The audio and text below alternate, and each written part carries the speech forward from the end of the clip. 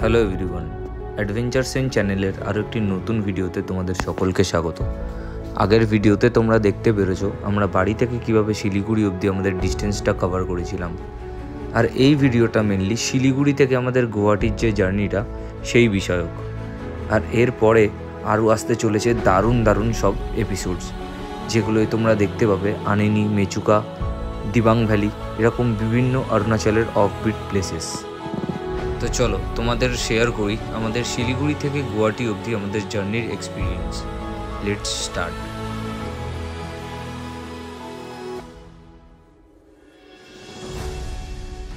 তো very good morning from Siliguri. আমরা এখন আছি ডিভাইন রেসিডেন্সি হোটেলে। আর সকালবেলা ঘুম থেকে উঠে দেখি এই হোটেলের জানলা থেকে কাঞ্চনজঙ্ঘা দেখা যাচ্ছে। ওয়েট তোমাদের দেখাই।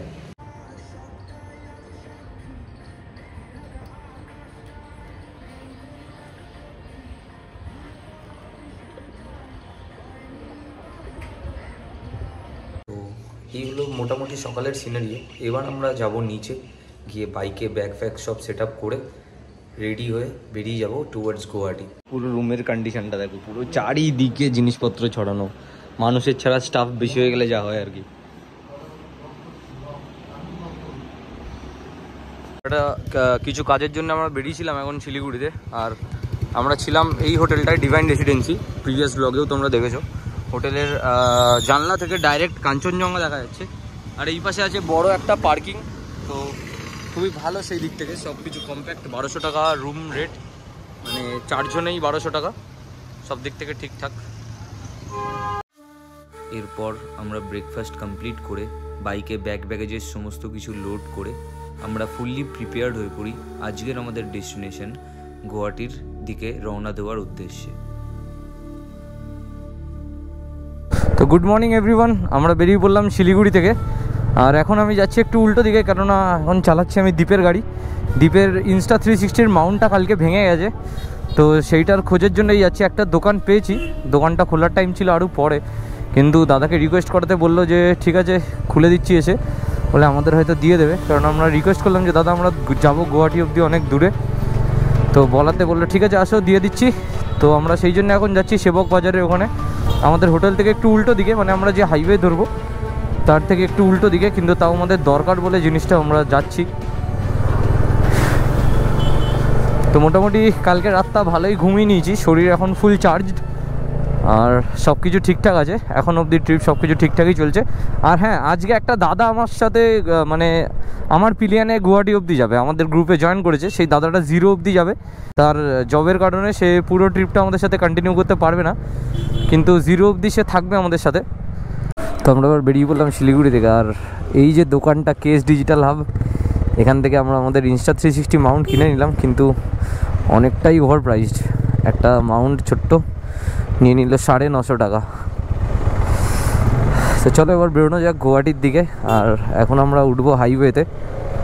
আর কিছুটা এরকম জ্যাম আমাদের সহ্য করতে হবে, শিলিগুড়ি ছাড়লে তারপরে আর কোনো জ্যাম থাকবে না।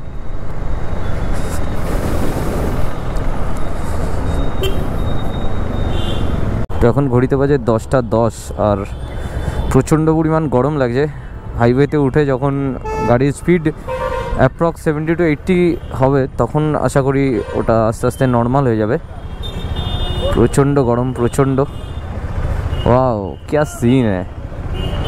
ব্যাস, পিলিয়ানের হেলমেট নেই, হয়ে গেল ফাইন।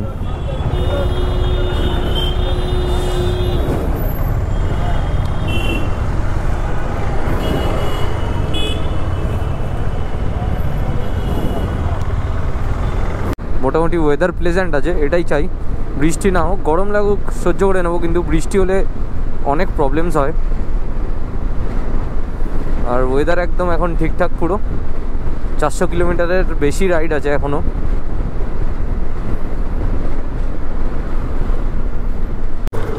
বাহ, একটা ভক্সওয়াগনের দারুণ মডেল, তো দেখিনি এটা কখনো আগে। Rich kids all war.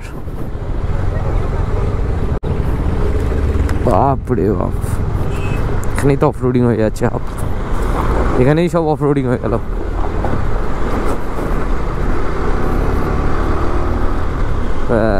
এইবার তো সুখ সুখ ভাই। তো এই ঠিক হাইওয়ের পাশে আমরা একটা জায়গায় দাঁড়িয়েছিলাম একটু কিছু স্ন্যাক্স খেতে, আর ওইদিকে আমাদের বাইকগুলো রাখা। রাস্তায় প্রচণ্ড পরিমাণ রোদ আজকে, আর বীভৎস গরম। শিলিগুড়িতে কালকে রাত্রে যথেষ্ট ঠান্ডা ছিল, আর আজকে এরকম পুরো টানা রোদ দেখতে পাচ্ছ চারিদিকে। এর মধ্যে আমরা একটা ধাবা দেখে দাঁড়িয়েছি, এরকম নাম হেভেন ফ্যামিলি রেস্টুরেন্ট। তো এখানে বেশ বাজেট ফ্রেন্ডলি খাবার পাওয়া যায়। এখনও অনেকটা ডিস্টেন্স কভার করা বাকি। আমরা নেক্সট স্টপ দেবো কোনো একটা জায়গায় লাঞ্চ করার জন্যে, কোনো একটা ভালো ধাবা দেখে। তো লাঞ্চ করে তারপরে এগিয়ে যাব গুয়াহাটির দিকে। যত তাড়াতাড়ি গুয়াহাটি ঢুকতে পারবো ততই ভালো হবে, কারণ অনেক রাত হয়ে যাবে। এখনই আমরা প্রচুর লেট, আর রাস্তার কন্ডিশন দেখো।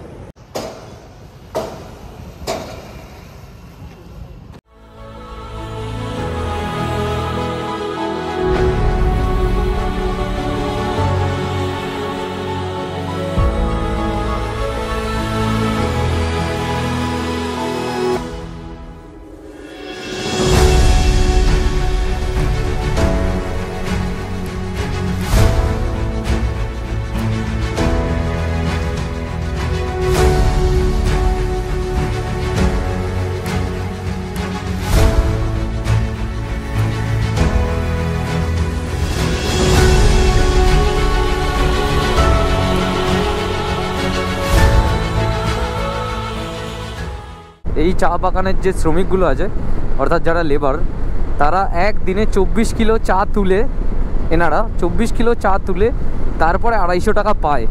তো চিন্তা করো যে লাইফ এদের কত হার্ড। সারাদিনে 24টা কিলো, মানে মুখের কথা না, 24 কিলো চা তোলা।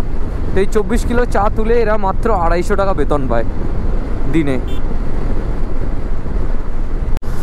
তো এখন আমরা একটা বহুত লম্বা একটা ব্রিজের উপর দিয়ে যাচ্ছি, আর এই যে চওড়া নদীটা দেখতে পাচ্ছ, হাফ শুকিয়ে গেছে যদিও, আর এই নদীটার নাম হলো শিলতোরসা। আর নদীর পাড়েই দেখো কত কলা গাছ পুরো ভর্তি। অনেক লম্বা একটা ব্রিজ, অনেক লম্বা,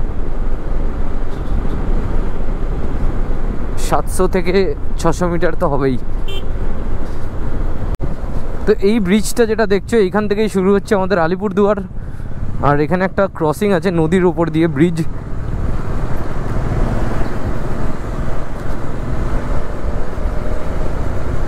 আশেপাশের পরিবেশ বেশ ভালো। আর এখন ঘড়িতে বেজে গেছে 2:30, আর 2:30 ক্রস হয়ে গেছে, সরি। আর আমাদের খাওয়ার টাইম হয়ে গেছে। এখন একটা জায়গা খুঁজে ভালো দেখে, মানে একটু অ্যাম্বিয়েন্স ভালো প্লাস পরিষ্কার পরিচ্ছন্ন থাকবে, এরকম একটা জায়গা দেখে এখন আমরা করব লাঞ্চ। তো লাঞ্চ সেরে আবার আমাদের রাইড স্টার্ট করতে হবে। রাস্তা নেহাত কম নয়, এখনও অনেক বাকি। এখানে আমার স্পিড লিমিট আছে 40।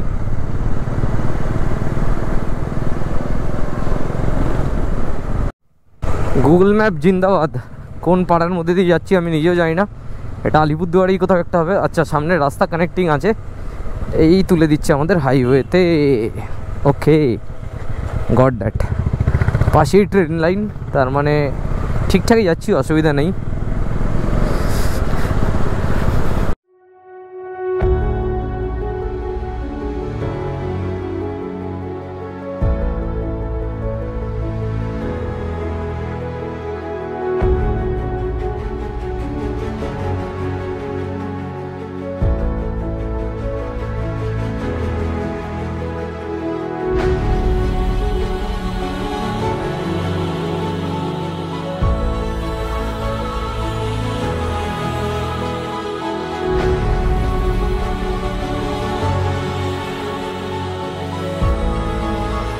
তো যে হোটেলটা তোমাদেরকে দেখালাম ভাই, 100 টাকায় এত কিছু, ডাল, আলুর চোখা থেকে শুরু করে শাক, শুক্তো, বেগুনি, পাঁপড়, কি নেই। আবার খাওয়ার শেষে আবার দই, মিষ্টি আর চাটনি। ওহ, ভালো থাকে এরা, ভালো থাকে। এত কম পয়সায় মানুষকে এরকম খাওয়ায়, চলুক এদের ভালো। ব্যাপক খাওয়া দাওয়া। আর এই হয়তো শেষ বাঙালি খাবার খেলাম, ঠিকঠাক বাঙালি খাবার। আবার জানি না কবে বাঙালি খাবার খেতে পারবো ভাই, নো আইডিয়া। কারণ ট্রিপ আমাদের খুবই লম্বা, বলতে গেলে এখনও ট্রিপের কিছুই শুরু হয়নি। ট্রিপ খুব শীঘ্রই শুরু হবে, আসল ট্রিপ কাল থেকে মেনলি। এত ভালো খাবার খাওয়িয়েছে না, একটু বেশি খাওয়া হয়ে গেছে। আর এখন হচ্ছে কষ্ট বাইকে বসে, আর ভাত খাওয়ার একটা অসুবিধা হলো যে হাইওয়েতে উঠলে ঘুম পায়, এটা জানতাম, জেনেও আর খিদে কন্ট্রোল করতে পারিনি, এত জোরে খিদে পেয়েছিল। আর শুধু আমার না, সবারই খিদে পেয়েছিল, সবাই অনেকটা পেট পুড়ে ভাত খেয়েছি। সামনের স্কুটিটা দেখো, ইন্ডিয়া টু অস্ট্রেলিয়া, ওয়াও, কেরালার গাড়ি, ইন্ডিয়া থেকে অস্ট্রেলিয়া ট্রাভেল করছে। Cambodia, Thailand, Malaysia, Singapore, Indonesia সব ঘুরে যাচ্ছে অস্ট্রেলিয়া। ওয়াও ভাই, hats off, hats off brother, hats off. তো এই যে এখানে যে পুলিশের ব্যারিকেডগুলো দেখছো, যেখান দিয়ে এই লরিগুলো পাস হচ্ছে, এইটা হচ্ছে ওয়েস্ট বেঙ্গল আর আসামের বর্ডার। এই গেটটার এই পিছন দিকে ওয়েস্ট বেঙ্গল, আর এই যে ঢুকে পড়লাম আমরা আসাম। এখান থেকে আসাম শুরু হলো। আর গেট পার করেই একটা এরকম বড় ব্রিজ দেখতে পাচ্ছি। নদী একটা পুরো শুকনো, বেশিরভাগটাই শুকনো, কিছুটা জল আছে। এটা কি নদী আমার ঠিক জানা নেই, তবে ভিউটা বেশ দারুণ লাগছে, কারণ এখন সানসেটের টাইম। পিছন দিককার ভিউটা দেখো, সূর্যটা হালকা দেখা যাচ্ছে, জানি না ক্যামেরায় কতটা ধরা পড়লো। আর ওয়েদারও ভালোই প্লিজেন্ট আছে, সো ওই জন্য কোনো কষ্ট হয়নি রাইড করতে। আর 1 কিলোমিটার পরেই একটা পেট্রোল পাম্প আছে, যেটা আসামের পেট্রোল পাম্প, এই যে Indian oil pure and genuine বলে, সরি 1 না 2 কিলোমিটার পরে। তো ওইখানে গিয়ে আমি আমার গাড়ির ফুল ট্যাঙ্ক করব।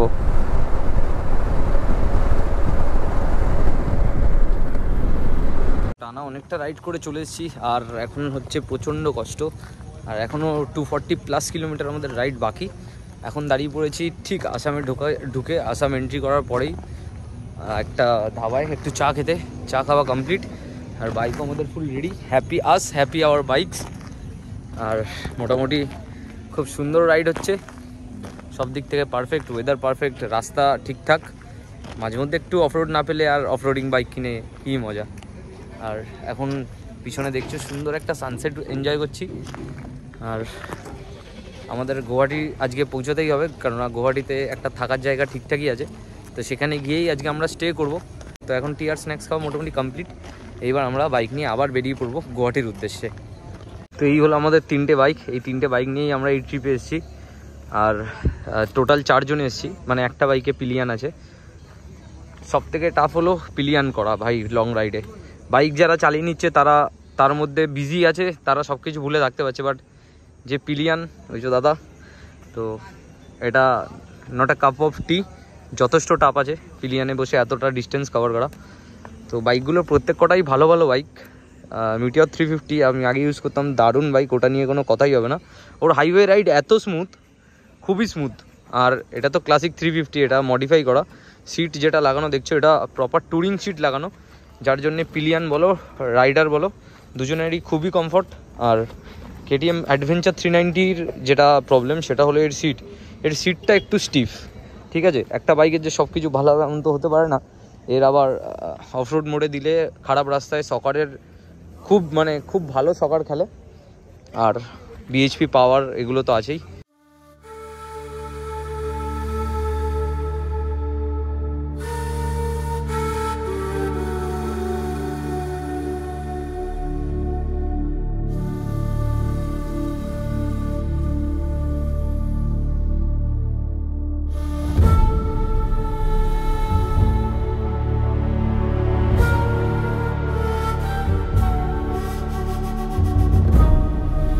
রাস্তা দিয়ে যাচ্ছিলাম, একটু খিদে পেয়ে গেছিলো, একটা দোকান দেখতে পেলাম। আর এই দোকানের স্টকটা দেখো জাস্ট, কি খাবে কি নেই এখানে সব আছে, মিষ্টি থেকে শুরু করে পেস্ট্রি, তারপরে কুকিজ, সব আইটেম পাবে। তো এখন বাজে রাত্রি 11:10, আর আমরা এখন ঢুকলাম গুয়াহাটি। তো বুঝতেই পারছো আমাদের রাস্তায় কতটা টাইম ওয়েস্ট হয়েছে। আর আজকে যে দাদা আমাদের সাথে গ্রুপে জয়েন করেছিল সকালবেলা শিলিগুড়ি থেকে, সেই দাদা হলো গভর্নমেন্ট অফিসার। তো সেই দাদার একটা কোয়ার্টার আছে গভর্নমেন্টের, তো আমরা আজকের রাত্রিটা সেখানেই থাকবো। আর কালকে ভোর আমরা বেরিয়ে যাব এখান থেকে টুয়ার্ডস 0। আর ওই দাদাও আমাদের সাথে 0 অবধি যাবে, কিন্তু দাদার কিছু অফিসিয়াল কাজের জন্য পুরো ট্রিপটা কন্টিনিউ করতে পারবে না, ও 0 থেকে আবার ব্যাক করবে গুয়াহাটি। তো এই হলো সিনারিও। এখন ঘরে যাব, ঘরে গিয়ে ফ্রেশ হব, ফ্রেশ হয়ে তারপর খাওয়া দাওয়া করবো, খাওয়া দাওয়া করে ফুল রেস্ট। তো আজকের ব্লগটা ছিল এইটুকুই। আশা করি তোমাদের ভিডিওটা ভালো লেগেছে, আর ফিরে আসছি নতুন ভিডিও নিয়ে খুব শীঘ্রই। সেই সমস্ত ভিডিও দেখতে গেলে অবশ্যই চ্যানেলটিকে সাবস্ক্রাইব করে রাখবেন।